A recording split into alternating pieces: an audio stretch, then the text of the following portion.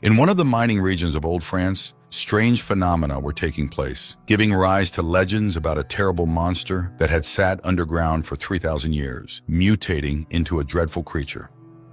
The year is 1965. A young man named Amir has a terrible dream in which miners die trying to escape from a dreadful creature. Waking up from the nightmare, he hurries to the call of a friend who reminds him that they should leave soon if they want to get a job.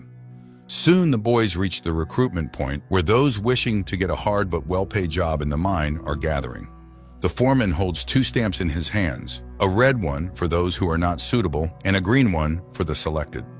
He starts moving along the line. Amir is rejected, but in desperation he snatches the green stamp from the recruiter's hand and stamps himself with several green imprints.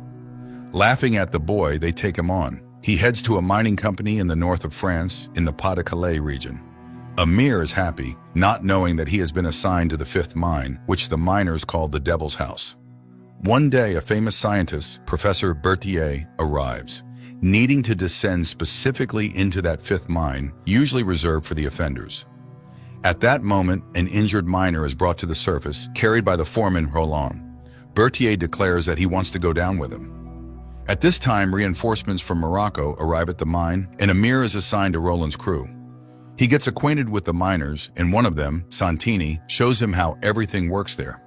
Roland assigns an experienced mentor to the newcomer and orders the descent to begin. In the mine, Amir feels quite uncomfortable, but at depth, like everyone else, he lights his headlamp and takes up the tools. The work is very hard, and the boy injures his hand with a jackhammer. Roland sends him to the horsekeeper. Amir is surprised to see a living horse, which is also blind. It turns out it will soon be replaced by machinery, and this horse is the last in the mine. Later, Roland notices that a rat has crawled into Amir's bag and bitten his lunch. He explains that rats sense danger, so miners feed them. He gives the boy an apple in exchange for the spoiled sandwich and orders him to continue working. After the shift, Amir feels incredibly tired, but is not willing to give up. A week later, Roland announces that Professor Berthier will join them in the mine that day, and they will be well paid for it. The professor explains that he needs to reach a certain place for which the miners need to blow up a wall. Soon, people descend into the depths, and Roland tasks the sapper. After the explosion, a hole appears in the floor. The miners are surprised. Working with such voids below is dangerous.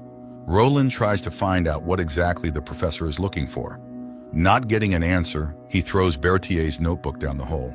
The professor volunteers to go down first, as he needs to find it. Soon the professor finds himself in the dungeon of the old mine. The others follow, and Roland recalls the old miner's legend about the curse of Saint-Louis. It is said that 100 years ago, the old mine caught fire, they couldn't extinguish it, and 30 miners could not escape. Then they bricked up this mine, leaving the body somewhere here. While the miners are looking around, Berthier disappears. Roland divides his men into two groups, which go in different directions in search of Berthier. People are shouting, calling for the professor, but he does not respond. Suddenly, Amir's group finds a human skeleton holding a strange polyhedron in its hands. The young man takes it, then examines the dead man's hands and notices that his fingers are crushed. On the wall, there is an inscription stating that all who are here are cursed because they are hunted by a monster that hides in the darkness. Santini jokes, easing his friend's tension. They move on and meet up with Roland's group, who have also found human bones. Here they notice light ahead, clearly Berthier. Soon the miners catch up to him and demand an answer as to why they were brought down here, because no one believes the nonsense about samples anymore. He promises to tell everything if they make another passage. The sapper conducts another blast, opening the entrance to the next dungeon. Berthier rushes in and marvels at the hieroglyphs covering the walls. He does indeed take samples from the walls, explaining that they are several thousand years old, while the rest move on and find a whole pile of human bones mixed with old weapons. Berthier cannot explain what happened here. Maybe these were guards who protected a sacred place. And then the flashlight beams illuminate an ancient sarcophagus.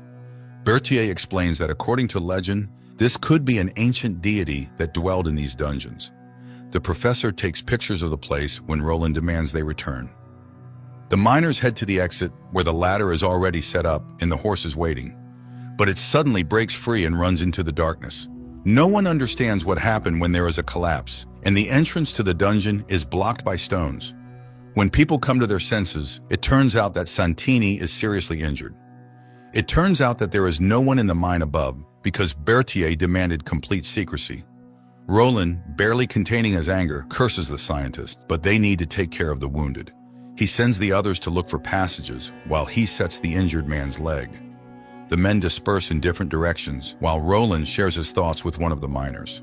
When they get out, the mine will likely be closed and scientists will come here. Meanwhile, Amir finds colleagues who have returned to the sarcophagus and are trying to open it. The young man asks them not to do it, but they do not listen. However, the lid is too heavy and does not yield to brute force. Then Amir remembers the polyhedron he found, pulls it out, finds a hole in the lid of the stone box, inserts the find into it, a click sounds, and the lid shifts. Beneath it is something covered with fabric, on top of which lie precious ingots. The miners rush to collect them, since the mine will now be closed, and they will be left without means. Amir tries to dissuade them, but they chase him away, threatening violence if he betrays them. Amir runs off into the darkness and, sitting down by the wall, cries out of self-pity. Meanwhile, those left at the sarcophagus argue about the inadmissibility of disrespecting the dead and do not notice something rising from the sarcophagus. Amir hears wild screams and sees the miners who desecrated the tomb running. The three of them return to the others and try to tell them that something alive is behind them. Roland doesn't believe it when long, bony fingers emerge from the darkness and drag one of the miners away. The rest run away in horror, and soon they find a bloody trail leading to the corpse of their unfortunate comrade. Berthier is taken seriously, and he confesses that they will not be disturbed for another 10 hours. He knows nothing specific about this place. There is data that it was an unknown civilization that lived here for centuries. They believed in the god from the sarcophagus, who supposedly descended from the sky more than 3,000 years ago, and worshipped him because they were afraid. But then Amir joins the conversation because it's not a sarcophagus, but a prison. He can draw a map of the dungeon and show where everything is. And then everyone remembers Santini and rushes to the debris. Meanwhile, the wounded man hears strange sounds and, lighting the corridor with his lamp, suddenly sees something huge with long clawed hands and screams in horror. The miners who arrive find only the empty stretcher on which their comrade was lying, but directing the light into the shaft, they see the monster holding Santini in its claws and then tearing him apart in front of the people. The enraged men rush forward, but the creature releases the miner and disappears into the darkness. However, they cannot save their friend, and he dies in their arms. The miners decide to lure the monster into one of the tunnels and blow it up with the remaining explosives, but they have to decide whether to kill the monster or escape themselves. Then Berthier suggests returning to the grave to read the inscriptions. Most likely they indicate a way out because the ancient inhabitants must have had a way to get here. The miners go to the grave and soon find a place where human skeletons lie between iron bars. At first glance, it looks like a prison, but Berthier explains that these were volunteers who were sacrificed to the god. At least that's what is written on the wall. They go further and find blood on the walls, and inside the burial chamber, there's a whole pool of it. Berthier volunteers to go there first, and Amir accompanies him. Inside, they see only the corpse of a horse, but as soon as they enter the chamber, the professor presses a secret lever, and the entrance closes with a stone. Amir screams in horror, and Berthier is surprised. Did he really think he could trust the miners? As soon as he finds the way out, they would just kill him. Berthier and Amir start reading the inscriptions on the walls and learn that there are 9 such graves around the world. At the right time, the sleepers will wake up, and until then, they must be fed by volunteers. But in the end, some lord must appear who will kill these monsters and take the predominant place. Then Amir finds a palindrome, a phrase that reads the same from the beginning and the end. It leads the professor to conclude that the entrance is simultaneously the exit. Amir rushes to the lever when the corpse of the horse begins to move and a monster rises from it. It spreads its terrible arms when the professor himself steps into its embrace, rejoicing at the first contact with an alien. Amir sees him die in the arms of the monster and runs to the lever. The miners on the other side help him get out and close the door again. Amir promises to lead everyone out based on the professor's notes, unaware that the monster is already opening the door. Soon, the men stop at a crossroads, and while Amir is reading the notes, they suddenly hear characteristic sounds. Roland suggests turning off the light and everything goes quiet. But when they light the lamps, the monster is very close. It kills one of them with a single blow and drags another into the darkness. Amir and Roland manage to escape. The foreman asks the young man to find a way out, but he suddenly warns that the monster will kill the entire village if it gets out. Roland is furious. He has lost all his friends and Amir is nothing to him, so from this moment on, they will go their separate ways. But Amir talks about the palindrome and points in the direction. And soon they come out to a new bone graveyard, which turns out to be long-lost miners. Roland realizes the only way out was here, but it was bricked up when the mine collapsed. However, there's a well for sacrifices that leads straight to the surface.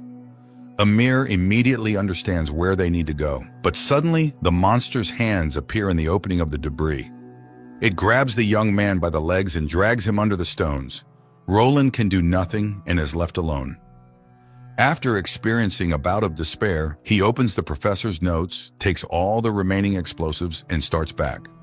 Soon he finds the well filled with human bones. Meanwhile, Amir regains consciousness and sees before him a monster sitting on a throne, holding one of the miners in its hands. He pleads with the creature to release his friend, groping on the ground for an iron knife. But the monster tears off the captive's head, which suddenly starts talking to Amir on behalf of the alien, demanding to be shown the way out and calling him Lord. Then it hits the young man. The monster becomes stronger with each life taken, and they, merging in it, become a deity. But he refuses to prolong the monster's life and plunges the knife into the chest of the alien. As it screams in pain, Amir starts to run and finds the well, which Roland is already climbing. Delighted by his appearance, Roland extends his hand to the young man, and they climb the tall vertical shaft, inserting the remaining explosives into the crevices. But then the monster catches up to them and climbs after. Roland realizes they can't escape and asks Amir to turn the handle of the explosive box. Understanding that they are doomed to die with the alien, Amir feverishly turns the handle, but there is no explosion.